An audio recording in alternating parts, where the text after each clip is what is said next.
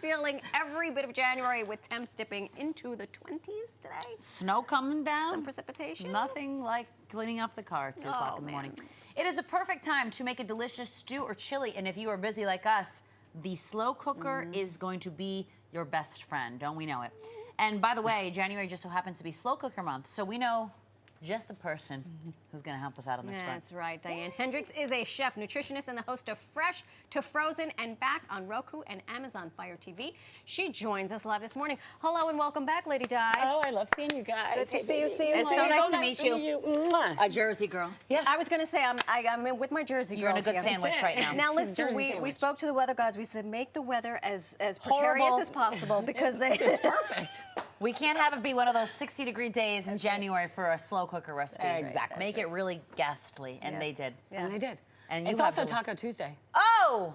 How about that? Thank God.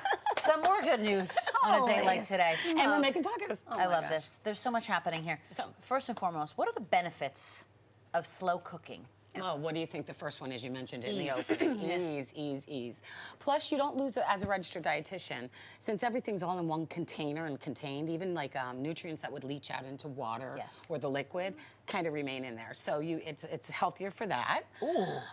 Flavors. I never knew that. It makes sense. It does. Because it's all contained in the container. And for flavor, I mean, think about it, low and slow. So whatever you're using, spices or whatever's in there is just getting more and more infused into the dish. So I think there's so many uses for it. And I love the set it and forget it part. Yes. Start in the morning. Sometimes if you want to do an 8-hour cook, you can keep it on low. If you want a 4-hour cook, you put it up to high. So these are literally from my kitchen. Amazing. This is all from I love that you have 3. I have 4 and a little guy here. Oh, I have that little guy as well. Wait, this one's great 3 for like chutneys and jams and stuff, which we're going to talk about. Remember it was called a crock pot? Yes. Well, that's the brand name. Right. I have one of those babies. And actually, all of these, I think, say crock pot on them because I don't even know. There's a couple other ones. Because they last forever. Yeah, yeah, they're great. These are old. I love it. But you know what? If it lasts, good. Maybe there's some extra us. flavor there. Exactly. What are we making today? Okay. Walk us through everything. Well, the first thing is for Taco Tuesday and for ease. Everybody loves Mexican food. Everybody loves chili, and this is kind of like a chili, but I use it as for tacos and over rice as well. Okay. So it's really super simple. So I'm gonna shimmy over here. I didn't want to saute the turkey and the onions on set because it would take too much time. So what we're gonna do is you just do a saute of ground turkey, and I use lean ground turkey and onions, and then that's the only thing you have to do outside of the pot. So you saute it, because if you do it in there, it gets kind of funky and the juice stays in there. So, Because I saute mine in my slow cooker. Oh, you could do that. But you know what? And you're standing here to tell the tale, so. I am, but you know what? I do find that it gets watery. It gets watery, and it takes longer to saute it in there because you can't get the heat up. Fine, I'll allow it. Okay, so then I have the ground turkey and the onions, and then the next thing is refrigerated salsas. Do you guys use refrigerated salsas as opposed to the jar? Trader Joe's. Okay, they have the most unbelievable flavor, and it saves you from chopping the onions and chopping and this is Erdes, which is onions and serrano peppers and all the garlic. But think about it. If you dump that in there, and I'll save a little bit for the end, that flavor right there and just cut you so much time. There's all your spices. So we're going to stir that in, and that gets all infused in there. And then we're going to add just chopped peppers. Yum.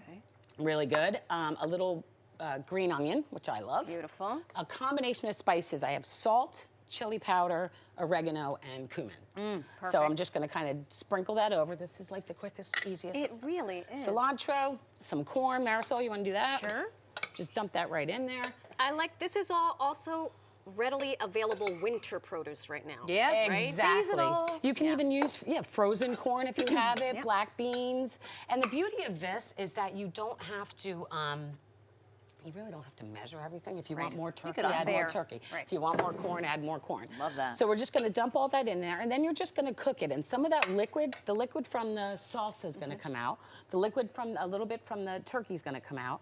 Now, if you wanted to add the rice, because I did cook the rice separately, I always like to put, like, even if chicken noodle soup, I keep the noodles on the side, I keep the rice on the side so that you can add what you want rather than have it in there. But if you wanted to add the rice in there, you just add some vegetable broth or chicken broth. Look at that. And just do the comparison for how you would cook the rice, and that'll all suck into the rice. So then, but then you might have too much rice, and that's the way I feel. So Marisol does not think there's any such thing as too much rice. I love rice. I love rice too, and this is brown rice. I like that. I love jasmine rice too. Oh, I love a jasmine rice. Yes. Yeah, but this is very versatile because you could have it as a chili, you could have it as a taco, a bowl. I might take a spoon right to Yeah, well, right this to is the still, thing. this is warm, so There if you you guys go. want to Let me try take this, a and I spoon. brought spoons. Amazing, thank And you. then I'll do the lady long switch. Yes, I And know. She then- was going to make me work, but I'm going to eat instead. There's more. There's more. So this is just a crock pot potato soup. And it's so easy to do. You just dice the potatoes. I've got garlic, I've got onions, and then you just kind of let it cook. And if you want, you can use an immersion blender at the end if you don't want it chunky, because the immersion blender is so much better because you don't have to take it out and put it in the blender and then put it back in the crock pot. You just go right in here.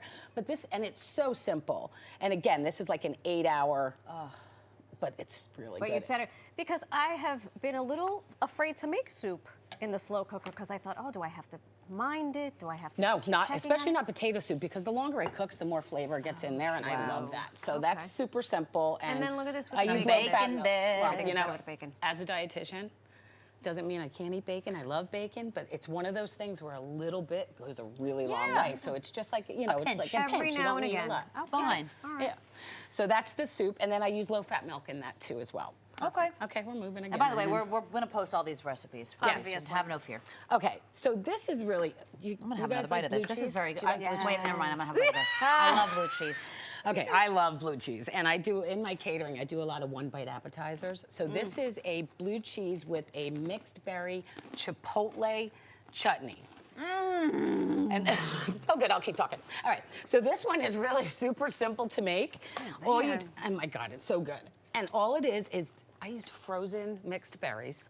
This tastes like something that would come from a Mixed Michelin berries star for this. restaurant. Yep, and you can use frozen mixed berries, or you can use fresh if you want. It'll taste a little bit fresher. And then the chipotle and adobo. Yep. Yes. And I chop the chipotle pepper up and dump the adobo in there. The whole thing in there. And some finely chopped onions and some salt. And that's all there is. No. And And I have that guy at home. That's Well, all you do. I know what you're doing tonight. And so you better bring easy. it back tomorrow morning. And this one's beautiful because the longer you cook it, the better it tastes. So you can just leave that one all day long. That has just blown my mind. That is so fancy and sophisticated. It's so simple. It's so simple. And you could people throw don't that on realize a pork chop. On a pork If chop. I were to on a- present that at a party with my friends, They if would there was think a who dinner, you are. They'd be like, So do I'm it. sorry, when did you become a chef? Do it. Make sure everybody follows me on Instagram. Yes. too. Where are we following you on Instagram? At Diane Henderiks, Henderiks. She's a great follow. And then you have your homemade barbecue ketchup. Yes, ketchup. Super simple. Unbelievable. You know, all kinds of flavors in the ketchup. Tomatoes. We've got some cloves, some allspice, a little brown sugar, some vinegar, like all different things to make ketchup, which is so simple to make. In the crock pot. Without Then you use the and immersion without blender the at the sugar end. that you would get. You put your own sugar in it, and then there's no high fructose corn Exactly. syrup and none of that stuff. Fantastic. But then you take it to another step to make barbecue sauce, where you add molasses to the ketchup. So what I'll do is I'll take the ketchup out, and these are all on my website. I'll share them with you guys. You take the ketchup out as much as you want, and then just add the remaining ingredients for barbecue sauce. Oh my God. Chef Diane, thanks again for joining us. This was so much fun.